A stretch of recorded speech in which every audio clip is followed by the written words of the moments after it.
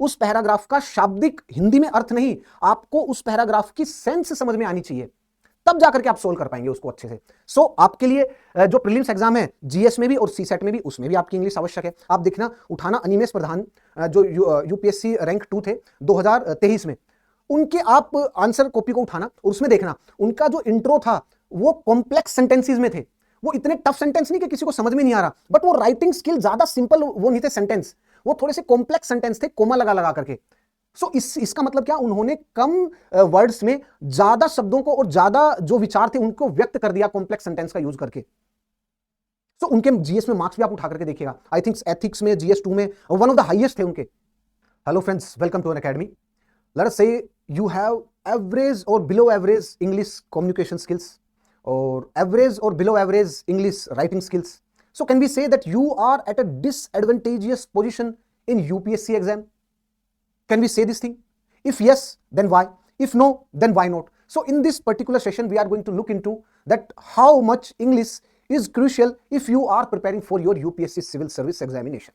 So चलिए अपने session की शुरुआत करते हैं। देखिए, सेशन की शुरुआत करने से पहले लेट मी टेल यू कि ये जो सेशन है, this is very much crucial for those aspirants who are going to write their civil service mains exam in English medium but they think actually in Hindi like मी।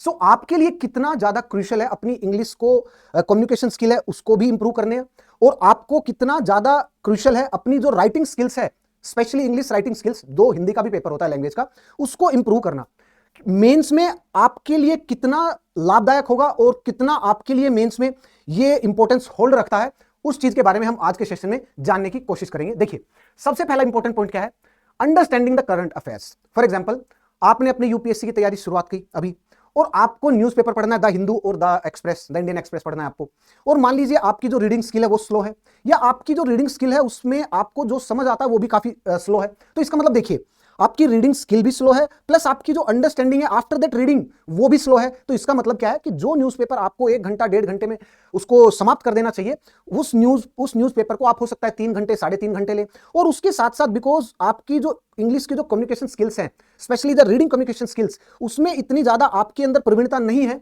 तो आप उतने अच्छे से चीजों को एब्जॉर्ब भी नहीं कर पाएंगे। सो इसका मतलब क्या है, सबसे पहला इंपॉर्टेंट पॉइंट क्या है कि जब आप अपनी तैयारी में हैं और जब आप अपनी स्किल्स को हार्नेस कर रहे हैं, जब आपने अपनी स्किल्स को वो कर रहे हैं, शार्पन कर रहे हैं, तो उस समय पर आपको सबसे ज्यादा स्ट्रगल होगी अगर आपकी इंग्लिश में प्रॉब्लम है। तो सबसे पहला इंपॉर्टेंट पॉइंट क्या है कि अंडरस्टैंडिंग द करंट अफेयर्स, उसमें सबसे ज्यादा आपको प्रॉब्लम आने वाली है। सबसे पहला पॉइंट ये है। Now the second important point is, इसीलिए आपको क्या करना है कि अपनी जो रीडिंग स्किल्स है उसको इंप्रूव करना है। अब मैं पहला पॉइंट ही बता देता हूं उसको इंप्रूव कैसे करना है। देखिए, मान लिया कि इंग्लिश की जो स्किल है और इंग्लिश जो रीडिंग है वो स्लो है, और इंग्लिश में आपकी जो राइटिंग स्किल्स हैं उसमें थोड़ी मिस्टेक है, मैंने मान लिया, I do accept this thing, सबकी होती है, कोई बात नहीं, it's okay, everyone is not Shakespeare, है ना। So we are accepting this thing. So अभी आपको क्या करना है कि जो भी आप न्यूज़पेपर पढ़ रहे हैं या जो भी मैगजीन पढ़ रहे हैं, जस्ट अगर आपने तैयारी शुरू की है अपनी, तो आपको सारी न्यूज़ तो समझ में आने वाली नहीं है। तो देन आई विल से कि आप उन न्यूज़ को पढ़िए जो न्यूज आपको लगता है कि यार ये आराम से मुझे समझ में आ जाएगी, ये स्पोर्ट्स की न्यूज है या फिर ये बॉलीवुड से रिलेटेड कोई भी न्यूज है। सो अपनी रीडिंग स्किल को इंप्रूव करने के लिए आप न्यूज़पेपर और मैगजीन्स को लगातार रेगुलरली पढ़िए। ऐसी कुछ बुक्स पढ़िए जो नॉन एकेडमिक बुक हैं, उनको थोड़ा सा पढ़िए, उससे आपकी जो स्किल है रीडिंग स्किल, उसमें इंप्रूवमेंट आएगा, ग्रेजुअली आएगा। आप देखेंगे 5, 6, 7, 8, 10 महीने बाद आपकी जो कम्युनिकेशन स्किल्स हैं, रीडिंग स्किल्स हैं इंग्लिश में, वो इंप्रूव होती जा रही हैं, आपको अपने आप महसूस हो जाएगा। एंड यस, जब आप अपना जीएस कंप्लीट कर लें, उसके बाद आप जो एडिटोरियल हैं और जो आपके करंट अफेयर्स जो कि एग्जाम से ज्यादा रेलिवेंट हैं और एग्जाम स्पेसिफिक हैं, उनको भी आराम से पढ़ सकते हैं।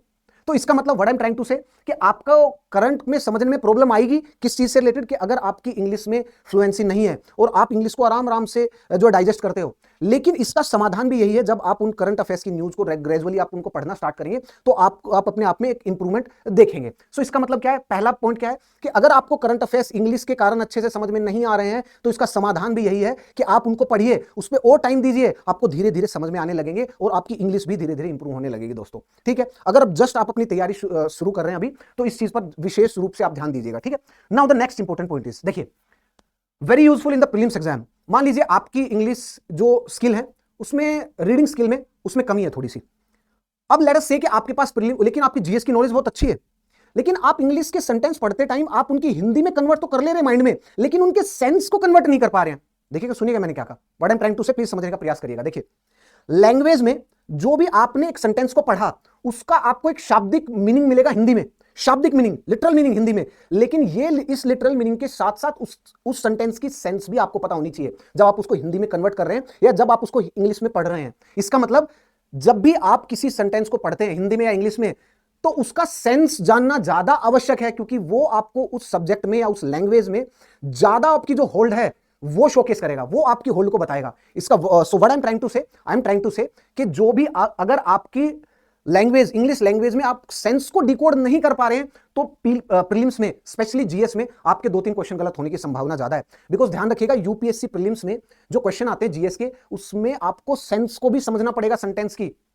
अगर ऐसा नहीं होता यूपीएससी तो आपको 4 स्टेटमेंट देता, दैट्स ऑल। मतलब एक आपके पास क्वेश्चन पूछ लिया उसके 4 ऑप्शन है, फैक्चुअल ऑप्शन पूछ लेता, दैट्स ऑल। व्हाई ऐसा यूपीएससी क्यों कर रहा है कि बड़े बड़े लंबे लंबे स्टेटमेंट दे रहा है और उसमें भी इंग्लिश के जार्गन से, ऐसा क्यों हो रहा है? सो यूपीएससी के जो क्वेश्चंस हैं जीएस के उसको सोल्व करने के लिए आपको इंग्लिश की आवश्यकता पड़ेगी दोस्तों, ध्यान रखिएगा। उसके अलावा जब आप प्रीलिम्स में अपना सीसेट को सोल्व करेंगे तो आप कॉम्प्रिहेंशन को उठा करके देखना, जो ये कॉम्प्रिहेंशन होगा इस पे 1 या 2 क्वेश्चन होंगे। इस बार 2 क्वेश्चन आ गए, लेकिन उससे पहले अधिकतर में एक ही क्वेश्चन था, एक कॉम्प्रिहेंशन एक क्वेश्चन। और इसका आंसर जब उसमें अजम्पशन पूछता है तो ये जो पैसेज है इसके बियॉन्ड मिलेगा आपको, मतलब जहां से पैसेज स्टार्ट हो रहा है या फिर ये लाइन जहां से समाप्त हो रही है उसके बाद की मीनिंग भी आपको सेंस समझना पड़ेगा, तभी आप अजम्पशन के आंसर दे पाएंगे, नहीं तो नहीं कर पाएंगे दोस्तों। So what I am trying to say कि जब आप अपना सीसेट भी दे रहे हैं, सीसेट को भी सोल्व कर रहे हैं, तब भी आपको इंग्लिश की आवश्यकता पड़ेगी, आपको कॉम्प्रिहेंशन सोल्व करने में इंग्लिश की आवश्यकता पड़ेगी। और उसमें उसको सोल्व करने के लिए उस पैराग्राफ का शाब्दिक हिंदी में अर्थ नहीं, आपको उस पैराग्राफ की सेंस समझ में आनी चाहिए, तब जाकर के आप सोल्व कर पाएंगे उसको अच्छे से। सो आपके लिए जो प्रीलिम्स एग्जाम है जीएस में भी और सीसेट में भी, उसमें भी आपकी इंग्लिश आवश्यक है। नाउ आगे की तरफ चलते हैं। अब देखिएगा, नो इफेक्टिव एसे विदाउट इंग्लिश। आपने प्रीलिम्स को क्वालिफाई किया, आपने मेंस में बैठ गए और मेंस में आप सबसे पहला पेपर अपना ऐसे वाला पेपर अटेम्प्ट कर रहे हैं, ठीक है। अब ऐसे वाले पेपर में आपको अपनी कम्युनिकेशन स्किल्स की सबसे ज्यादा रिक्वायरमेंट पड़ने वाली है, क्योंकि अगर आपके विचार अच्छे हैं उनको अच्छे से स्ट्रक्चरिंग करना है, अगर आपके विचार अच्छे से स्ट्रक्चर्ड नहीं है, वो इफेक्टिव और ऑर्डरली मैनर में आपने उनको प्लेस नहीं किया, आपने उनको नहीं रखा उस ऐसे में, तो आपको नंबर नहीं मिलेंगे। लेकिन अगर मान लीजिए आपने ऐसे किया, अच्छे से उनको एक्सप्रेस किया, इफेक्टिवली ऑर्डरली मैनर में, with due economy of the words आपने उसको अरेंज किया, बिल्कुल अच्छा, आपका स्ट्रक्चर ऐसे का एकदम उत्तम क्वालिटी का है। उसके साथ साथ मान लीजिए आपकी जो लैंग्वेज है उसमें थोड़ी सी कमी है, लग रहा है कि यार यस कुछ कमी आ रहा है उसमें, कुछ थोड़ी बहुत कुछ ना कुछ कमी लग रही है मुझे, आपको खुद ही सेंस हो जाएगा कि आप सोच हिंदी में रहे हैं और उसको कन्वर्ट कर रहे हैं इंग्लिश में। तो उसमें क्या होगा कि आपको मान लीजिए मार्क्स मिलने चाहिए 120-25, तो आपको मार्क्स मिलेंगे 105, 110, 15 से 20 नंबर का आपके पास डिफरेंस आ जाएगा। This is huge difference my dear friends, trust me, this is huge difference in civil service exam. So आपको क्या करना है, याद रखिएगा, अगर आपको अपना एसए इंप्रूव करना है तो आपकी जो कम्युनिकेशन स्किल्स हैं, राइटिंग स्किल्स हैं, वो अगर अच्छी होंगी तो आपको एसए में भी हेल्प मिलेगी। आपको एसए में जो मार्क्स आएंगे वो बहुत अच्छे आने वाले हैं आपके। तो इसीलिए अगर आपको एसए में भी अच्छा परफॉर्म करना है तो आपकी इंग्लिश में थोड़ा सा जो स्ट्रॉन्ग होल्ड है वो होना ही चाहिए, ये आवश्यक है, ये महत्वपूर्ण है, ठीक है। लेकिन ऐसा भी नहीं कि आपकी लैंग्वेज इंग्लिश लैंग्वेज इतनी ज्यादा आप उसको उत्तम और प्रवीण कर लें और आप उसमें इतने ज्यादा जार्गन्स का यूज करें, वोकैबुलरी इतनी ज्यादा टफ है, शशि थरूर टाइप वोकैबुलरी आप उसमें इस्तेमाल करने की कोशिश करें और सामने वाले को इंप्रेस करने की कोशिश करें, वो बैकफायर हो जाएगा, क्योंकि वो इतनी ज्यादा डिमांड नहीं है जितना आप उसमें प्रयोग करने की कोशिश कर रहे हैं। So what I am trying to say कि जितनी नॉर्मल लैंग्वेज होनी चाहिए उतनी अगर आपकी नॉर्मल इंग्लिश में कमांड है, दैट्स वेल एंड गुड, लेकिन अगर उसमें थोड़ी सी कमी है तो आपको उसको इंप्रूव करना ही पड़ेगा दोस्तों, ठीक है। Now the next important point is, देखिए उसके बाद ऐसे के बाद the next important point is it is very useful in mains answer writing. देखिए मेंस आंसर राइटिंग है, मान लीजिए हम जीएस पेपर 1 को जीएस पेपर 1 दे रहे हैं। सो जीएस पेपर 1 में आपके पास जो 10 मार्क्स का क्वेश्चन होगा उसमें आपके पास 2 पेज है, 15 मार्क्स के जो क्वेश्चन होंगे उसमें आपके पास 3 पेज है, और उसमें भी हम मैक्सिमम पॉइंट्स में लिखते हैं और जस्ट कीवर्ड्स को मेंशन करते हैं और मैक्सिमम पॉइंट्स में लिखते हैं, जितने ज्यादा पॉइंट उतने अच्छे मार्क्स मिलेंगे, और जितने ज्यादा आप क्वेश्चन को बाइफरकेट करेंगे, अलग अलग में उसमें सब डिवाइडेड करेंगे, उतना अच्छा आपके लिए रहेगा। लेकिन जो टॉपर्स कॉपी को आप एनालाइज करेंगे तो आप एक चीज को ऑब्जर्व करेंगे, the one who have scored more than 430 और 425 plus marks in the GS paper 1, GS paper 2, GS paper 3, GS paper 4, वो वही एस्पिरेंट्स हैं जिनकी इंग्लिश में कम्युनिकेशन स्किल्स और इंग्लिश में राइटिंग स्किल्स थोड़ी सी अच्छी हैं। आप देखना, उठाना अनिमेश प्रधान जो यूपीएससी रैंक 2 थे 2023 में, उनके आप आंसर कॉपी को उठाना, उसमें देखना उनका जो इंट्रो था वो कॉम्प्लेक्स सेंटेंसेस में थे, वो इतने टफ सेंटेंस नहीं कि किसी को समझ में नहीं आ रहा, बट वो राइटिंग स्किल ज्यादा सिंपल वो नहीं थे सेंटेंस, वो थोड़े से कॉम्प्लेक्स सेंटेंस थे, कोमा लगा लगा करके। सो इसका मतलब क्या, उन्होंने कम वर्ड्स में ज्यादा शब्दों को और ज्यादा जो विचार थे उनको व्यक्त कर दिया कॉम्प्लेक्स सेंटेंस का यूज करके। सो उनके जीएस में मार्क्स भी आप उठा करके देखिएगा, आई थिंक एथिक्स में जीएस 2 में वन ऑफ द हाईएस्ट थे उनके। सो आप इस डिफरेंस को ऑब्जर्व करिएगा जाकर के। So what I am trying to say कि आपके 380 तक रह जाएंगे या 370 या 360 और या फिर 400 या 400 प्लस आएंगे, इस बात पर निर्भर करेगा कि आपकी जो इंग्लिश है उसके ऊपर कमांड कितनी है, आप कम शब्दों में कितने ज्यादा विचारों को व्यक्त कर सकते हैं मेंस में, इस बात पर भी निर्भर करेगा आपके मेंस के आंसर, आपके मेंस की जो राइटिंग स्किल्स होगी इस बात पर निर्भर अवश्य करेगी दोस्तों। सो आपको यहां पर भी हेल्प करने वाली है। Now what is the solution? Solution इसका कोई शॉर्टकट नहीं है, because learning the language it is actually a process, it is not just a sudden event कि आपने कोई टेंस को पढ़ लिया और आपको कोई जड़ी बूटी मिल गई और आपका समाधान हो गया, नहीं, it's a sudden, it is not a sudden event, actually it is a gradual process. तो आपको उस प्रोसेस के थ्रू ही आपको जाना पड़ेगा। देखिए ऐसे बहुत सारे टॉपर्स रहे हैं जिनकी इंग्लिश बहुत ही ज्यादा मतलब बोल सकते हैं कि कम, उसमें लो स्टैंडर्ड था जिनका इंग्लिश में, बट स्टिल उन्होंने अपने इंग्लिश को इंप्रूव किया और यहां तक इतना इफेक्टिवली उन्होंने अपने आप को इंप्रूव कर लिया कि वो मेंस में अच्छा स्कोर करे, और उन्होंने किया भी।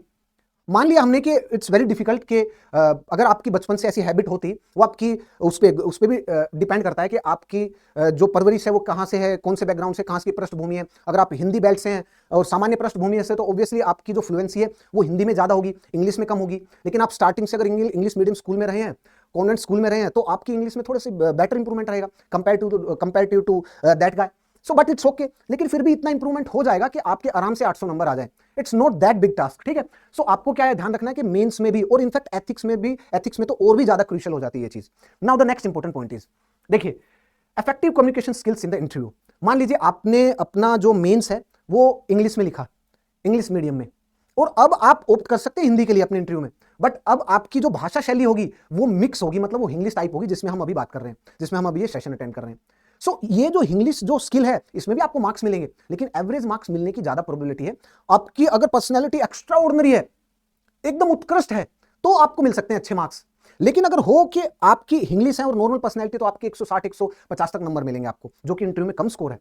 हो सकता है कि आपको आईएएस मिल रहा हो, आपको आईपीएस मिले, हो सकता है कि आपको आईपीएस मिल रहा हो, अलाइड सर्विसेज में आप आ जाए। सो इसका मतलब क्या है, इंटरव्यू में अगर आपकी कम्युनिकेशन स्किल्स बहुत अच्छी हैं, इफेक्टिव हैं, और उसमें एक इंप्रेसिव टोन है, और अगर आप उसको इंग्लिश में ही अपना मेंस लिख रहे हैं और इंग्लिश में ही अपना इंटरव्यू दे रहे हैं, और उसमें अगर आपके अंदर इंप्रेसिव टोन है इंग्लिश में, सो आपको ज्यादा नंबर मिलेंगे ही मिलेंगे। 170-80 तक आराम से आपको मार्क्स मिल जाएंगे, प्रोवाइडेड आपने अपने इंटरव्यू पे काम किया हो, अपने डेफ पे काम किया हो, सो आपको इतने मार्क्स मिल जाएंगे। लेकिन अगर आपकी इंग्लिश में ही बहुत ज्यादा ग्रामेटिकल मिस्टेक्स हैं, तो उस स्टेज में आपको 160 165 नंबर ऐसे ही मिलेंगे बस आपको। इनफैक्ट हो सकता है कि उससे भी कम मिले। So what I am trying to say कि आप चाहे प्रीलिम्स उठा लीजिए, आप तैयारी के स्टेज पर उठा लीजिए, जब आप अपना न्यूज़पेपर पढ़ रहे हैं उस समय पे भी आपके लिए इंग्लिश आवश्यक है। आप अगर अपना प्रीलिम्स दें उसमें भी आवश्यक है, मेंस लिख रहे हैं उसमें भी आवश्यक है, इंटरव्यू दे रहे हैं उसमें भी आवश्यक है इंग्लिश। सो आपको क्या डरना है इससे? नहीं, आपको डरना नहीं है। बस आपको यह याद रखना है कि जब आप बेसिक न्यूज़पेपर और मैगजीन को पढ़ना स्टार्ट करेंगे, तब आप धीरे धीरे अपने आप चीजें इंप्रूव होती चली जाएंगी। लेकिन this is I am focusing upon कि आपको न्यूज़पेपर और मैगजीन्स को क्यों पढ़ना है, बट आपको न्यूज़पेपर और मैगजीन्स में इतना भी टाइम नहीं देना कि आप उसमें लगे रहो 5-5 6-6 घंटा। नहीं, आपको बैलेंस लेकर के चलना है। अगर आप 1-1.5 घंटा 2 घंटा रोज पढ़ते हैं रोज, तो आप देखेंगे 1 साल बाद आपकी जो रीडिंग और राइटिंग स्किल्स है वो अपने आप इंप्रूव होती चली जाएगी इंग्लिश में। और राइटिंग स्किल्स तो और भी पहले इंप्रूव होंगी आपकी, बिकॉज कम्युनिकेशन स्किल में अपनी भाषा को, अपने शब्दों को, अपने विचारों को अपने मुख से बाहर निकालना इंग्लिश में, और जब भी जस्ट आपने लर्न किया है, this is going to take some time, उसमें थोड़ा सा समय लगेगा, लेकिन राइटिंग स्किल में आपका जल्दी आ जाएगा। और अल्टीमेटली आपको राइटिंग में ध्यान देना है, और जो रीडिंग है उसमें तो आपको दिमाग में करनी है, चीजें कैलकुलेट और सारा आपको दिमाग में समझना है, तो वो भी होती चली जाएंगी।